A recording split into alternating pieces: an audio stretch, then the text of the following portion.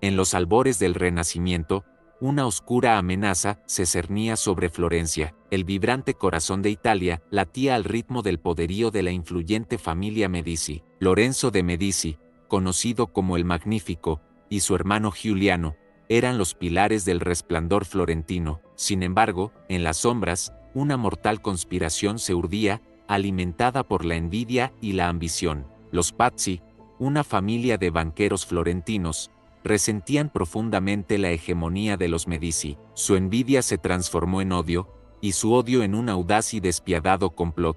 Con el respaldo del Papa Sixto IV, quien anhelaba reducir la influencia de los Medici, los Pazzi convocaron a sus aliados, entre ellos Francesco de Pazzi y el implacable Bernardo Bandini. El objetivo era claro: eliminar a Lorenzo y Giuliano en un único y mortal ataque. El sol se alzó sobre Florencia, bañando en luz la majestuosa catedral de Santa María del Fiore. Era domingo de Pascua, un día de celebración y devoción, y la catedral estaba repleta de fieles. Los conspiradores habían elegido este preciso instante, cuando todas las miradas estarían fijas en el altar, para ejecutar su traicionero plan.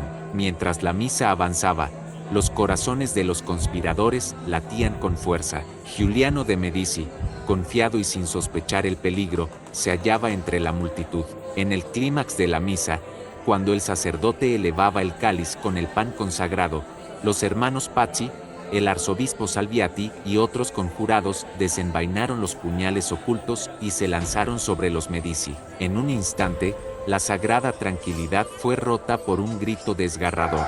Francesco de Pazzi y Bernardo Bandini se abalanzaron sobre Giuliano con una furia inhumana, apuñalándolo repetidamente hasta que su vida se desvaneció, dejando 19 heridas en su cuerpo. Lorenzo, atónito por la brutalidad del ataque, mostró valentía al defenderse. Sus leales amigos y aliados acudieron rápidamente al caos para socorrerlo. Con determinación y astucia, Lorenzo logró abrirse paso hacia la sacristía, donde encontró refugio, aunque herido en un brazo. El Magnífico se salvó, asegurando así la estabilidad de Florencia.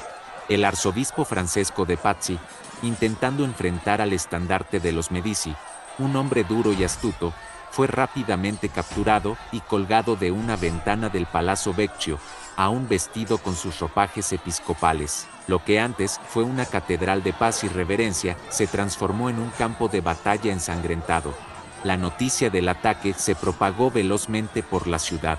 Los ciudadanos florentinos, fieles a los Medici y enardecidos por la traición, se alzaron en una sola voz. Las calles resonaron con gritos de venganza y justicia. Los conspiradores, desesperados por escapar, fueron capturados uno tras otro. Bernardo Bandini, intentando evadir la justicia, fue finalmente atrapado y devuelto para enfrentar su destino. Lorenzo, afligido por la pérdida de su hermano pero con una determinación inquebrantable, tomó medidas enérgicas para erradicar cualquier rastro de la conspiración. Los Pazzi fueron eliminados y sus bienes confiscados. Bajo su liderazgo, Florencia emergió de la crisis más fortalecida y unida que nunca. Lorenzo el Magnífico, sobreviviente de un ataque tan audaz, consolidó su posición como el protector indiscutible de la ciudad. Su habilidad para superar la adversidad y convertir la tragedia en triunfo reforzó la grandeza de los Medici y aseguró su legado en la historia del Renacimiento. Lorenzo emergió del conflicto con un prestigio considerablemente elevado. A partir de entonces fue conocido como el Sabio, la figura clave en el equilibrio de poder en Italia. En este fascinante video, exploraremos la intrigante y poderosa historia de la familia Medici, desde sus humildes comienzos como banqueros en Florencia hasta su ascenso al poder como una de las dinastías más influyentes del Renacimiento. Acompáñanos a descubrir cómo los Medici moldearon el arte, la política y la cultura de una época dorada, dejando un legado que perdura hasta nuestros días. Prepárate para un viaje lleno de intriga, poder y magnificencia. Bienvenidos.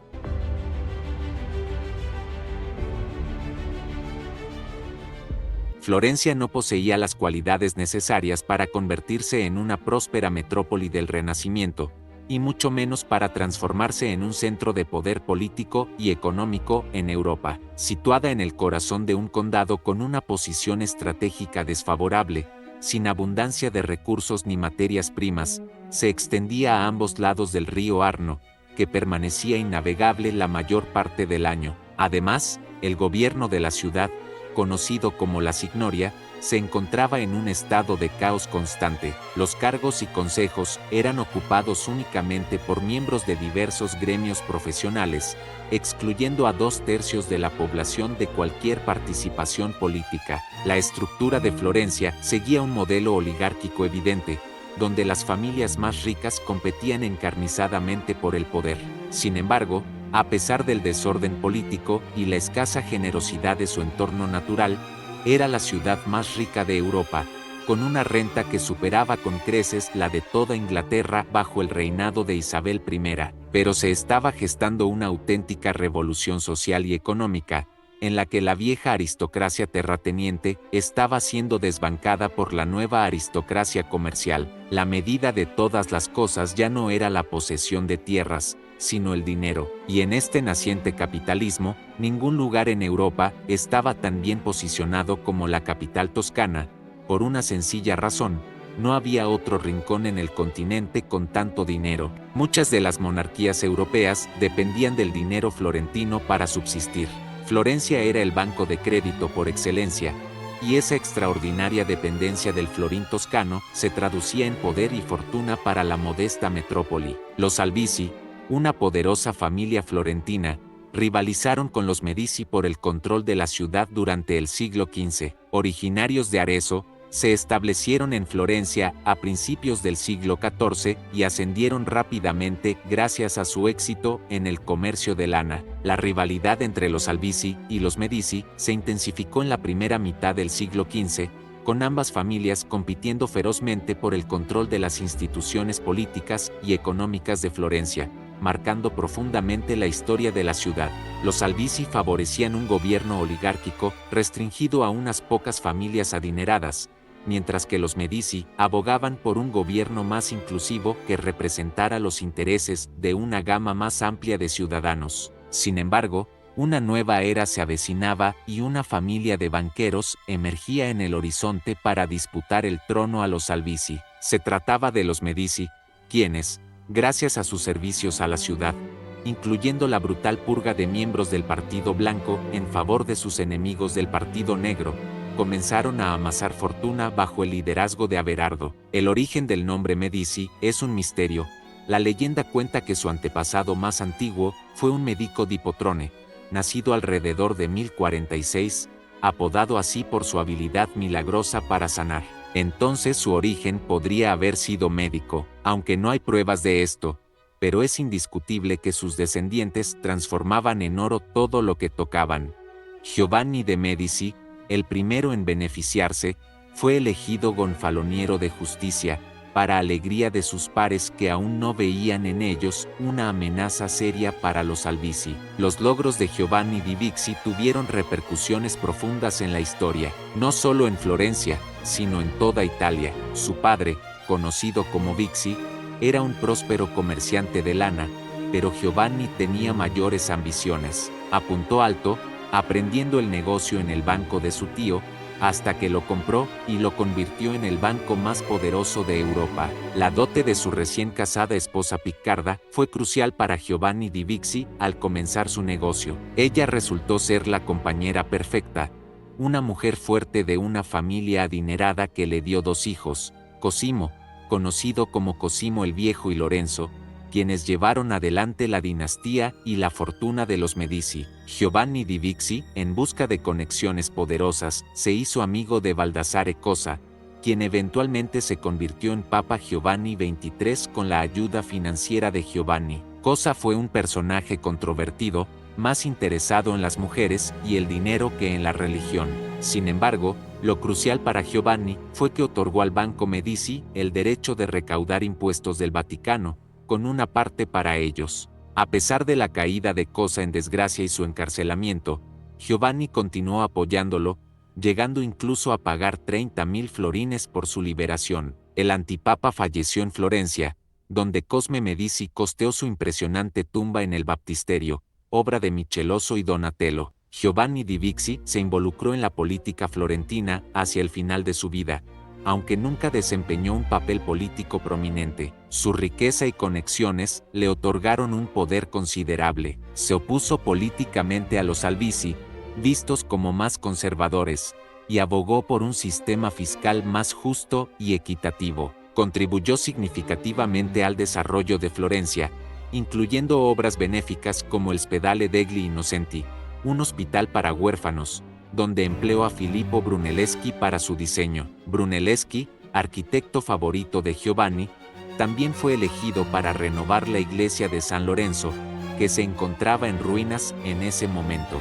Giovanni tenía sus propios planes y provocó la ira eterna de la aristocracia comercial y financiera florentina al aprobar un controvertido impuesto del 7% sobre el capital. El Banco Medici acumuló una enorme fortuna, convirtiéndose en un motor económico esencial para la ciudad y, aún más importante, en un factor clave en la redefinición de la política florentina. Giovanni di Bixi falleció a los 69 años por causas naturales. Durante su vida, logró restaurar la reputación de los Medici y establecer las bases para la creciente fortuna de la dinastía. Fue enterrado en la iglesia de San Lorenzo, en Florencia. A su muerte, la riqueza de la casa Medici ya alcanzaba los 200.000 florines, situándolos como una de las familias más prominentes de la República. No tardarían en convertirse en la primera, la dinastía hegemónica y el clan banquero por excelencia. Las finanzas de los Medici y su futuro estaban seguros bajo el liderazgo del hijo de Giovanni, Cosme. El nuevo líder de la familia aprendió de su padre que la mejor forma de ejercer el poder era desde las sombras.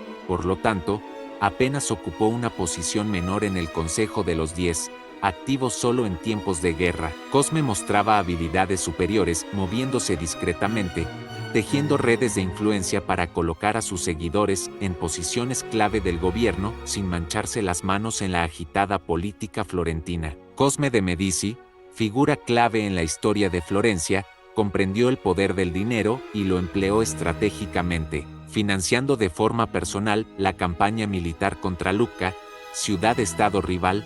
Consolidó su posición como líder y acreedor de la Signoria. Esta victoria lo convirtió en un héroe popular, aclamado por el pueblo florentino. El ascenso de los Medici en Florencia era imparable, lo que llevó a los Albizzi a intentar un último movimiento desesperado, acusando a Cosme abiertamente de ambiciones monárquicas y métodos dictatoriales. Las intrigas de los Albizzi, que aún conservaban gran influencia, tuvieron éxito. Cosme fue arrestado y condenado a muerte por un parlamento reunido en la Piazza della Signoria. Con su característica calma y aplomo, Cosme simplemente compró la voluntad del gonfaloniero con florines, quien finalmente le impuso solo 10 años de exilio. Durante este tiempo, Cosme residió en Venecia, uno de sus mejores aliados, hasta que finalmente regresó triunfante a Florencia, aclamado por el pueblo y con los Albizzi exiliados, conscientes de que la paciencia proverbial de Cosme había asegurado una victoria definitiva para los Medici. Cosme continuó ejerciendo su poder discretamente, convencido, aunque de manera evidentemente falsa, de que rebelarse abiertamente corrompería su alma y cuerpo. Delegó las tareas más ásperas, colocando a sus partidarios en todos los puestos clave de la ciudad, siendo en la práctica el gobernante indiscutible de Florencia sin derramamiento de sangre, gracias al poder del florín. Cosme no buscaba la atención pública, siempre fue un hombre notablemente reservado, aunque tuvo un escándalo al concebir un hijo ilegítimo con una criada, algo impactante para un hombre tan recto, austero y ponderado como él. Cosimo de Medici logró exiliar a los Albizzi de Florencia, poniendo fin a su dominio sobre la ciudad. Los Albizzi se dispersaron por Italia y algunos nunca regresaron a Florencia. A pesar de su caída, los Albizzi dejaron un legado duradero en la historia de Florencia. Los florines de Cosme no solo compraban poder, él era conocido por ser un diplomático excepcional y un inversor infalible. Invirtió hasta 400.000 florines, una cantidad astronómica en ese tiempo, para rodearse de los mejores artistas del Renacimiento, protegiéndolos y financiando sus obras. Entre sus protegidos estaban Brunelleschi, Donatello, Botticelli y Lippi, así como filósofos como Alberti y Pico della Mirandola, quienes acudían a Florencia gracias al mecenazgo de Cosme, el primer gran patrono de las artes de los Medici. Además de las artes, Cosme invirtió considerablemente en la adquisición de manuscritos antiguos de lugares como Atenas, Constantinopla y Alejandría. Su compromiso con la promoción del pensamiento clásico se reflejó en la fundación en Florencia de la Academia Platónica, un importante centro del saber secular que marcó un hito en la filosofía separada de los dogmas teológicos. En la práctica, la dinastía Medici operaba efectivamente como una monarquía hereditaria. Tras la muerte de Cosme, su hijo Piero, apodado el Gotoso debido a una enfermedad severa, heredó la fortuna pero no las habilidades diplomáticas de su padre. Enfrentó la hostilidad de las familias más poderosas de Florencia, quienes vieron en la muerte de Cosme una oportunidad para debilitar el poder de los Medici. A pesar de las dificultades, Piero logró mantener la hegemonía de la familia hasta su fallecimiento en 1469. Cosme había sido consciente de las limitaciones de su primogénito, debido principalmente a su frágil salud, por lo que invirtió considerablemente en la educación de su sobrino Lorenzo, quien recibió clases de filosofía con Marsilio Ficino y de griego con Giovanni Argiropulo, preparándolo para continuar el legado intelectual y político de los Medici en Florencia. El talento de Lorenzo era indiscutible y, al fallecer su padre antes de cumplir los 21 años, asumió el control de los negocios familiares. Inicialmente renuente a involucrarse en la política, finalmente cedió ante la persuasión de sus seguidores y asumió el papel principal en la República, con todas las responsabilidades que ello conllevaba. Aunque físicamente no era notablemente atractivo, Lorenzo poseía un carisma irresistible. Contrajo matrimonio con la princesa romana Clarissa Orsini por razones estratégicas, aunque su verdadero amor era Lucrecia Donati, su amante. A pesar de sus sentimientos, Lorenzo se esforzó por ser un buen esposo y entender los beneficios políticos de esta alianza con una de las casas más prominentes y ricas de Roma. Para asegurar el control político de Florencia, Lorenzo estableció una nueva institución, el Consejo de los 70, donde la mayoría de los miembros vitalicios eran leales y favorecidos por los Medici. A pesar de esto, siendo aún joven e impulsivo, carecía del aplomo diplomático de su padre Cosme. Esto quedó claro cuando intentó anexar la ciudad de Imola a Florencia, lo que provocó un enfrentamiento directo con el Papa Sixto IV. Enfurecido, el Papa retiró a los Medici el control de las finanzas pontificias, beneficiando así a los Pazzi, históricos enemigos de la familia. Esta pérdida significó un golpe duro para los Medici, al perder a uno de sus clientes más importantes. Desde entonces, Lorenzo se convirtió en un elemento incómodo y peligroso en los delicados equilibrios de poder del Renacimiento italiano, ganándose la enemistad del Papa. El punto culminante llegó en el Sábado Santo, cuando una conspiración se urdió para acabar con su vida en la Catedral de Santa María del Fiore. Durante la ceremonia, Lorenzo y su hermano Giuliano fueron atacados por un grupo selecto de conspiradores, apoyados por el Papa y liderados por los Pazzi, sus acérrimos enemigos.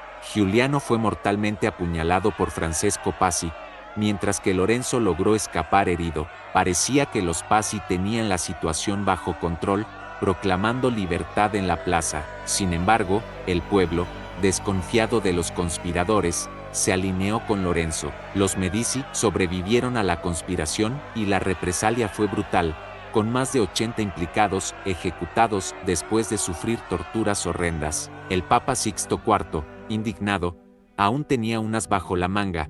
El rey Fernando de Nápoles, quien junto al pontífice lanzó un ultimátum a la signoria de Florencia, entregar a Lorenzo o enfrentar la invasión de Toscana por el ejército napolitano. Ante esta amenaza, Lorenzo decidió entregarse voluntariamente. Sin embargo, una vez en Nápoles, su carisma excepcional brilló. Logró ganarse la amistad de Fernando, quien intercedió en su favor ante Sixto IV, finalizando la crisis con una paz forzada entre los Medici y el Papa poco después. Lorenzo, conocido como el Magnífico por sus contemporáneos, había demostrado una asombrosa habilidad para sobrevivir a las adversidades. Mientras tanto, delegó más responsabilidades al Consejo de los 70, ocupándose de asuntos más elevados. Al igual que su padre Cosme, Lorenzo fue un generoso mecenas de las artes, apreciando profundamente la belleza y el buen gusto. Aunque modesto en su propia poesía,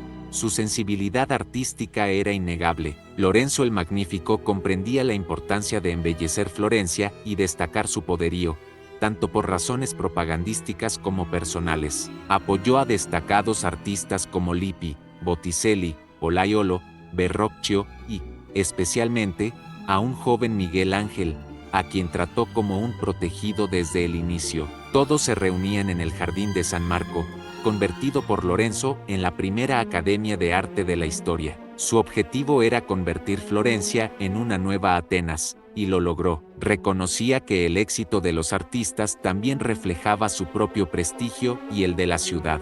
Así, pintores, escultores y arquitectos florentinos extendieron su talento a otras cortes como Milán, Roma y Venecia, elevando el estandarte artístico de Toscana. Trágicamente, Lorenzo el Magnífico sucumbió a su gran enemigo, la gota, que puso fin a su vida. La pérdida de este líder carismático dejó un vacío difícil de llenar para la familia. Su hijo mayor, Piero, no estaba preparado para asumir su legado y 2 años después se vio obligado a exiliarse. Los Medici tardaron casi 20 años en recuperar suficiente posición y legitimidad para regresar a Florencia. Finalmente, Giuliano, duque de Nemours, el hijo menor de Lorenzo, el centro de atención de la familia, se desplazó a Roma.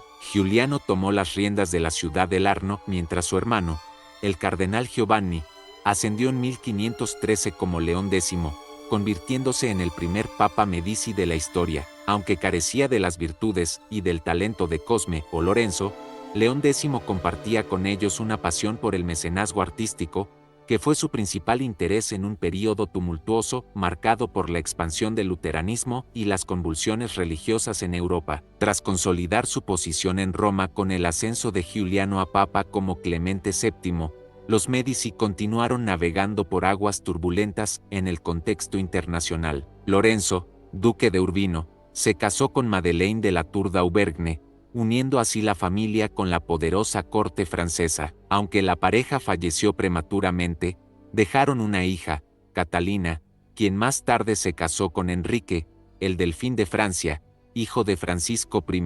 Este matrimonio llevó a Catalina a convertirse en reina de Francia, elevando así el estatus de los Medici no solo como papas, sino también como poseedores de sangre real. No obstante, la relación de los Medici con Roma no alcanzó su fin. Tras la muerte del duque de Urbino, el cardenal Giulio, hijo ilegítimo de Giuliano, hermano de Lorenzo el Magnífico, tomó las riendas del clan y eventualmente fue elegido papa con el nombre de Clemente VII. Su pontificado se vio marcado por desafíos colosales, incluida la guerra entre Francisco I y Carlos V, que decidió la hegemonía en Italia entre los intereses franceses y españoles. Clemente VII también tuvo que lidiar con las consecuencias devastadoras del saco de Roma en 1527, un evento que selló el destino de Florencia como república independiente. Bajo el control del emperador Carlos V, Florencia se convirtió en un satélite del poder español, y los Medici perdieron su dominio directo. Alessandro il Moro fue nombrado duque por Carlos V, marcando el final de la facción dominante de los Medici conocida como los Cafaggiolo. Desde entonces, el control de la familia Medici pasó a los descendientes de Lorenzo, hermano de Cosme el Viejo, conocidos como los Popolani. Así, la historia de los Medici continúa enmarcada por sus alianzas internacionales, sus intrigas políticas y su influencia en el arte y la cultura, dejando un legado perdurable en la historia de Italia y Europa. El apogeo final de la Florencia bajo el liderazgo de Cosme, el último gran estadista de la familia Medici, se manifestó tras sus victorias en Siena y Montalcino. Estos eventos le permitieron convertirse en el primer gran duque de Toscana. Cosme fortaleció aún más los lazos con la corona española al casarse con Eleonora Álvarez de Toledo, hija del virrey de Nápoles. El ducado de Toscana, bajo su gobierno, perduró durante 2 siglos, aunque experimentó una decadencia gradual que culminó con la muerte de Anna Maria Luisa de Medici, marcando el fin de una dinastía que había dejado una huella profunda en la historia de Italia, Europa y el mundo.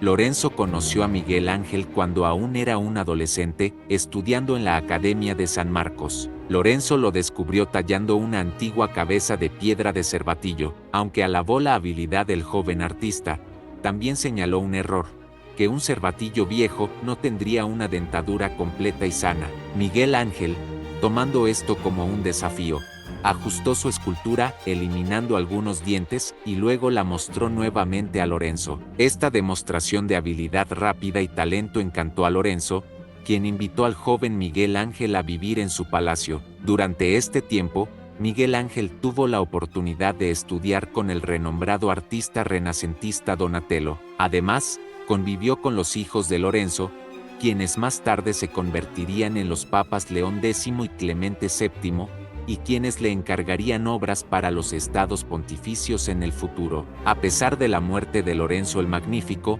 la relación entre Miguel Ángel y la familia Medici perduró. El Papa Julio II le encomendó la tarea de pintar los techos de la Capilla Sixtina. Tras una pausa de 25 años, Miguel Ángel regresó a la Capilla Sixtina bajo el pontificado del Papa Clemente VII, quien le solicitó que pintara el Juicio Final. El encargo más destacado de Cosimo el Viejo, a Donatello, fue la famosa estatua de bronce de David, destinada a adornar el patio del Palacio Medici en Florencia. Esta obra fue significativa por ser la primera escultura independiente de bronce fundido del Renacimiento, y también la primera representación masculina desnuda en la región desde la antigua Grecia. Además, Donatello creó la escultura de Judith y Holofernes, situada en la fuente del jardín del Palazzo Medici Riccardi. Estas obras no solo embellecieron los espacios de los Medici, sino que también transmitieron mensajes simbólicos poderosos. Tanto la historia de David como la de Judith en la Biblia simbolizan la lucha de los débiles contra la tiranía, reflejando así los valores esenciales de Florencia y de la familia Medici. Esta conexión entre el arte y los ideales cívicos de la ciudad era típica del mecenazgo cultural de los Medici durante el Renacimiento. Leonardo da Vinci no disfrutó de un mecenazgo tan prominente por parte de la familia Medici en comparación con otros artistas, aunque inició su formación en su círculo. En su juventud, se convirtió en aprendiz de Andrea del Verrocchio, un destacado escultor y pintor que trabajó en tumbas para varios miembros de la familia Medici. Durante una década, Da Vinci estudió bajo Verrocchio, aprendiendo pintura, escultura, ingeniería y metalurgia. A pesar de su formación con Verrocchio, Lorenzo de Medici no lo incluyó en una lista de pintores recomendados para ser contratados por el Papa. El Papa León X fue el principal patrocinador de Rafael. Lo contrató para crear una serie de 10 tapices que decorarían las paredes inferiores de la Capilla Sixtina. Estos tapices representan los Hechos de los Apóstoles y actualmente se pueden ver en la Pinacoteca Vaticana en Roma. Antes de trabajar para León X, Rafael había recibido encargos importantes del Papa Julio II, como los frescos famosos La Escuela de Atenas y La Disputa del Sacramento. Tras la muerte de Julio II, León X continuó financiando el trabajo de Rafael en los palacios papales. Leonardo da Vinci había pintado inicialmente una obra titulada El Encuentro de León el Grande y Atila, basada en la historia del Papa León I y Atila el I en el año 452. Posteriormente, Leonardo modificó el rostro del Papa León I para que se asemejara al de León X.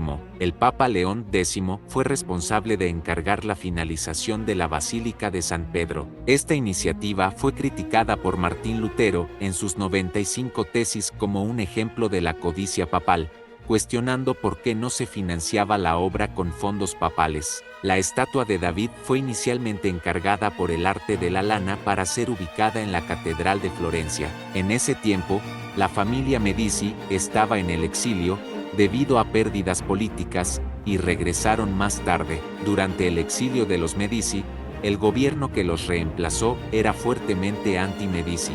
David, el héroe bíblico que derrotó a un gigante con una sola piedra, se convirtió en un símbolo perfecto para una Florencia inestable. La ciudad no solo enfrentaba amenazas de ciudades-estado vecinas, sino también de los propios Medici, vistos por algunos como tiranos. El gobierno decidió colocar la estatua de David en el Palazzo Vecchio, el ayuntamiento de la ciudad. Se orientó la mirada de David hacia Roma, donde los Medici estaban exiliados. Aunque originalmente estaba destinada para una catedral, es poco probable que Miguel Ángel tuviera intenciones políticas al crearla, especialmente considerando el apoyo de los Medici a su desarrollo artístico. A pesar de que esta obra del Alto Renacimiento fue en parte una declaración contra los Medici, sigue siendo en última instancia una pieza que lo celebra. El contraposto renacentista perfecto de David y su destreza artística lo consagran como uno de los grandes logros del Renacimiento. Durante su exilio, la familia Medici estuvo fuera del poder, mientras Maquiavelo se consolidaba como un destacado teórico político y diplomático. En este periodo de vacío de poder, Maquiavelo formó conexiones con figuras del gobierno que se oponían a los Medici. Al retornar al poder, rápidamente organizaron una lista de posibles conspiradores contra su régimen. El nombre de Maquiavelo figuraba en esa lista, lo que resultó en su encarcelamiento, tortura y exilio. Gracias a las pruebas insuficientes para condenarlo a muerte, el Papa, León X optó por que permaneciera en el exilio. Durante su tiempo fuera de la corte, Maquiavelo escribió El Príncipe, un tratado destinado al nuevo gobernante de los Medici en Florencia, ofreciendo consejos sobre cómo adquirir y mantener el poder. Aunque escribió la obra con la esperanza de recuperar un puesto en la corte Medici, sus esfuerzos fueron en vano. Galileo Galilei, tutor de Cosimo de Medici, gran duque de Toscana, publicó en 1610 su obra El mensajero de las estrellas, donde detalló sus recientes descubrimientos astronómicos realizados con un telescopio. Entre estos descubrimientos, observó las lunas de Júpiter, a las que denominó estrellas mediceas. En el ámbito musical, Bartolomeo Cristofori inventó el piano mientras trabajaba en la corte de Fernando de Medici. Este innovador instrumento tuvo un impacto duradero en la música. Además, durante el Renacimiento tardío, se desarrollaron las óperas, un género apoyado económicamente por los Medici, quienes respaldaron importantes teatros de ópera como la Pérgola. Caterine de Medici, al casarse con el rey Enrique II de Francia, introdujo los zapatos de tacón alto como un símbolo de estatus y riqueza. Antes de su tiempo, los tacones altos estaban asociados principalmente con los carniceros que querían evitar ensuciarse con sangre. Su influencia también contribuyó a la mejora y popularización de la silla de montar lateral del caballo, permitiendo a las mujeres montar sin exponerse demasiado. El último gran duque de Toscana, Gian Gastone de Medici, falleció sin descendencia. Ana María Luisa de Medici se encontraba como la última representante de su familia y no tenía hijos que pudieran continuar su legado. Consciente de que el dominio sobre Toscana pasaría a manos de Francisco de Lorena, Ana María tomó una decisión crucial. Ella consintió en que todas las obras de arte, libros, mapas y propiedades de la familia pasaran a ser propiedad suya. Sin embargo, para preservar el patrimonio cultural y artístico de Florencia, creó un pacto de familia. En este acuerdo, especificó que estos valiosos tesoros no debían ser sacados de la ciudad, que siendo estas cosas para el ornato del Estado, para el beneficio del pueblo y para un incentivo a la curiosidad de los extranjeros, nada será enajenado o sacado de la capital o de los territorios del Gran Ducado. Mientras las luces de la historia se desvanecen, y el polvo del tiempo cubre las páginas de los siglos pasados, el legado de los Medici sigue resplandeciendo con un fulgor inextinguible. Esta dinastía, tejida en los hilos del poder, la intriga y la magnificencia, no solo gobernó Florencia, sino que esculpió el rostro del Renacimiento. En sus manos, el arte y la ciencia encontraron un refugio, y la cultura humana se elevó a alturas inimaginables. Desde las astutas maniobras de Cosimo el Viejo hasta la majestuosa y a menudo turbulenta regencia de Lorenzo el Magnífico, los Medici no solo fueron arquitectos de su propio destino, sino también visionarios que moldearon el futuro de Europa. Bajo su patronazgo, figuras titánicas como Leonardo da Vinci, Michelangelo y Galileo Galilei desataron sus genios creativos y científicos, dejando un legado inmortal, pero el brillo de su era dorada también fue acompañado por sombras de conspiración, traición y decadencia. El eco de los complots, las alianzas rotas y las guerras sangrientas resuena a través del tiempo, recordándonos que el poder absoluto rara vez viene sin un precio terrible. Los Medici, con toda su gloria y sus defectos, nos enseñan que la grandeza y la caída están eternamente entrelazadas en la trama del destino humano. Así, al cerrar este capítulo sobre la extraordinaria saga de los Medici, recordemos que su influencia va más allá de los mármoles de Florencia o los textos de la historia. Su espíritu perdura en cada obra de arte, en cada descubrimiento científico y en cada rincón de la cultura occidental que ellos ayudaron a forjar. Los Medici han trascendido el tiempo, y su nombre seguirá siendo sinónimo de esplendor y transformación. Mientras seguimos adelante, llevemos con nosotros la lección de que el poder y la creatividad, cuando se entrelazan, pueden moldear al mundo en formas que trascienden las épocas y perduran para siempre, porque, en última instancia, el verdadero legado de los Medici no es solo lo que hicieron, sino lo que inspiraron a los demás a alcanzar. Si este recorrido por la fascinante historia de los Medici te ha dejado intrigado o te ha brindado nuevas perspectivas, te invito a dejar tus comentarios y compartir tus reflexiones. No olvides darle like, suscribirte para más contenidos y activar la campana de notificaciones. Gracias por acompañarnos en este viaje. Hasta la próxima aventura histórica.